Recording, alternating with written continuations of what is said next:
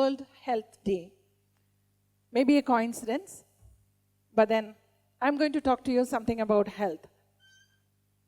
We all know we talk a lot about physical health, but I would prefer to concentrate on the topic mental health, which many of us we ignore, which is a cause most of the time for our physical illness, which we don't realize. We spend a lot of time in promoting our health wellness, but not our mental health wellness. These days, which is comparatively very high on drug consumption, when we say we run away from our problems, which I'm talking about the mental health, the biggest challenge we all see is we really don't know how to find a solution or how to manage our stress. A lot of us, we talk about, even small children, they talk about, I have a lot of pressure. What pressure you have? In school, at home, in your work, or between your close associate, maybe a family member, maybe a friend, or maybe in the society, wherever. The stress we don't know to manage. And that's where, in a very young age, I realized somebody who was feeling more lonely in life, a girl, unfortunately, a girl, in my teens, this concept came into my mind where I was totally helpless. When I say today I'm 51, 29 years back, when Suda started officially, much before that, the concept came into my mind because I happened to be the witness for a young girl who was my colleague, a classmate, underwent very bad, dramatic, tragic situations after she tried out narcotic drugs. Coincidentally, through a friendship, she got into consuming it. Down the line, she realized to get her further doses, she had to depend on her friends, the male friend. In that particular case, it was a foreigner. And he compelled her, forced her in many occasions to do many things what a girl was not willing to accept emotionally, socially, to get her next dose. Without me talking much clear on what and all she went through, many of you can assume what would have been the situation. But she willingly did it, unwillingly did it. I'm not still sure. For a teenager, at age of 16, 17, I could cry along with her, helplessly, feeling sorry for her, where society was not so supportive like today. Today we have the freedom of talking to our parents, our teachers. Those days we had the fear to go tell our parents, or anybody for that matter, this is what I'm going through, or even a friend, that me. I couldn't go tell anybody, my friend is going through this. Why don't you give us a solution? Feeling sorry for her, didn't know how to help her out, passed out. I went to a different place for further studies. In that campus too, I saw some incidents like this. Gathered little more courage to speak out, to talk to the concerned people. Why are you doing this? The answer was, started with fun or influence of friends, but later, without your knowledge, you can't survive without it. In a very short span. This is where I would like to bring attention to the youth especially, and also to the parents, that we should realize what is happening with our children, with our friends, with our people associated around the world, where they are trying to run away from the problems, which they started for fun, and makes them an addict, where it's too late, the person realizes, and the person associated to the consumer realizes. Drug suppliers are there in the market. We can't help it because it's money, huge money. So they would prefer selling it. They don't mind. They are not bothered. When many we see in this world, to make money, they don't mind to do anything. In this case, they get huge money, a lot of powerful people behind it. So stopping them from supplying is something closer to impossible. I won't say it is impossible. In our country, law is slightly in the supportive side, I will say. I know I'm a bit rude saying that, because there is no strong law to tell them not to do this. The punishment is going to be very high. Obviously, the supply is going to continue like this, but my job, my NGO job with my friends, what we do is giving awareness to children, to youth, to parents, that what are the ill effects and what situation a person tend to consume. What all can be the possibilities a peddler reaches you, especially in campus. There were days in my time, years before, say 30 plus years before, whenever we have an achievement, there used to be a statement, what will you give me as a treat? An eclairs, a chocolate was the gift. Later it went to a level when I went to the professional college, among boys, a beer, or for celebrating, it's a drink. Today it's gone much beyond. This is all outdated, it looks. And you're trying to use drugs knowingly, unknowingly. You're pulling you to a very dangerous path where we got to be aware. Very difficult to identify a person in the initial stage, he or she is consuming. When I say she, many of you may think girls are consuming. Yes, very much. It's become a fashion. When we have given the freedom, the gender equality, many things they have added to it. When they say equality is not only meant for certain areas, when it's come to all areas where we are misusing it too, I feel sometimes. I tell youth, please remember who's your friend, which been hearing from our parents for long. Tell me about your friend, I'll tell about you.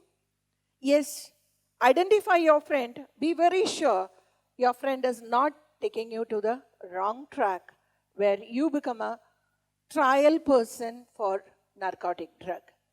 We all consume drugs, including me. But we should not abuse. Where it becomes abuse, it becomes dangerous to you. Your life, your future turns out to a brighter side or becomes a darkened life is up to you. You have to decide how to make it brighter. If at all ever, when I was talking about mental health, if at all ever, you have a stressful life, you feel that I have lots of tension, lots of pain, I really don't know how to come out of it. My answer to this is, with my experience of 30 years, when I started my education, I went to study engineering. From there, down the line, I took up psychology. Because than my profession, my professional interest, somewhere my emotions were dominating me, thinking that what I can do for the people who are the drug consumers. While thinking deep on it, I felt knowledge on the subject can help me better, help them better. That's how I took psychology and have done a doctorate in it. I've helped many people to come out of drug consumption, but remind you at the early stage. The later you identify, it's much beyond the possibility of helping the person to come out.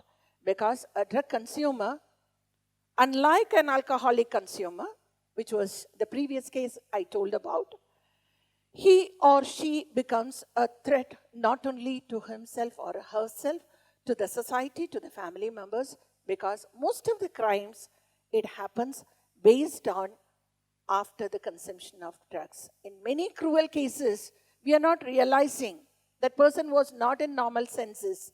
We all talk. How could he do that? How brutal it was.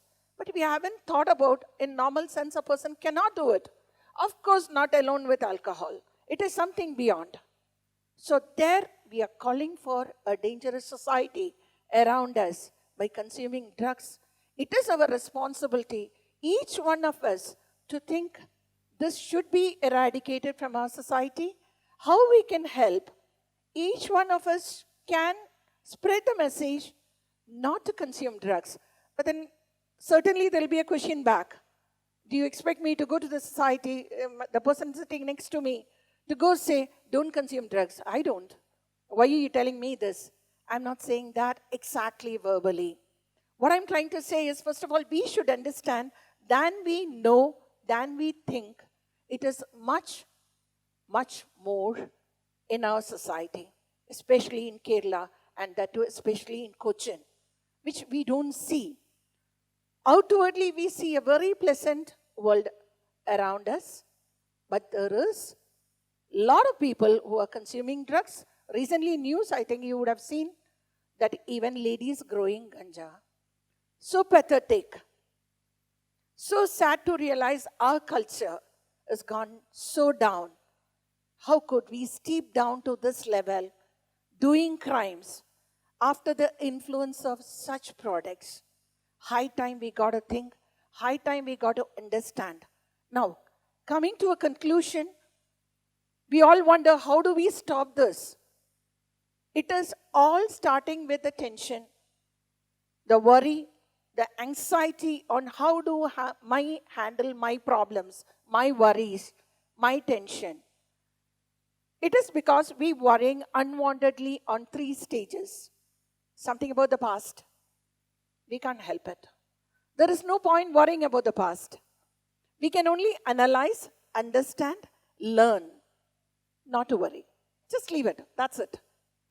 We got the point where we went wrong or somebody went wrong. Let's learn from that. Worrying about the future, it's not in our hand. Let's worry about it at that time. Let's think about it at that time. Worrying about present, it's really not worth. It's not worth to worry. It's better to think. Better to ask for support on what you require to be doing. And plan accordingly. By worrying, we are only going to get confused more, confuse others, add more tension to the surrounding. Instead, if we can peacefully think a solution for our problem, look at it with your naked eyes and understand what a solution can be given to your problem. And that can help get a better idea on how to execute what you want to do than worrying. Loneliness, another reason. We all these days find nuclear family, and most of us are busy with our work, irrespective of students, parents, whoever. If we can find more quality time to spend among our family members. Latest gadgets is very useful, especially for communication purpose. I highly appreciate that. Even I use it. But so sad to see many, even if we go in a restaurant, in a public place, to spend some time with our family. We all are very busy with our WhatsApp, Facebook, Twitter, whatnot. Why have we gone for an outing then? Isn't it time that we got to think that's meant only for a particular time, for a particular purpose? Let's not spend our time on watching Facebook pictures or any other videos, not giving time and attention to the person who's come along with us. We are not getting time to speak to the person. What do you want to communicate? It's time we understand these things. And if we can contribute little bit, we can't change society overnight. If we can contribute in understanding each other, give a nice smile to each other. We refuse to smile at the fellow being. We refuse to appreciate on an achievement. I don't know why. Why not? Why not we be a little generous in understanding another person's pain, pleasure, happiness, achievements? Give a smile. No reason why you need a reason to smile. Many have asked me, I see your Facebook postings, most of the pictures are smile. Why is it, Geetha? You're always smiling. I said, do I need a reason to smile? I don't think I need. I can smile at any unknown person too. Certainly it's not going to give a negativity feeling. It's going to give a positive feeling. So let's smile at each other. That's how we get to know people. When I smile at you, you have no other choice other than to smile back. That's how to create good relationship, and that's how to create a good society. And let me request you all, whatever the little bit we can contribute to our society to say no to drugs, that will be great. Stand along with me to work towards this noble cause. Jai Hind.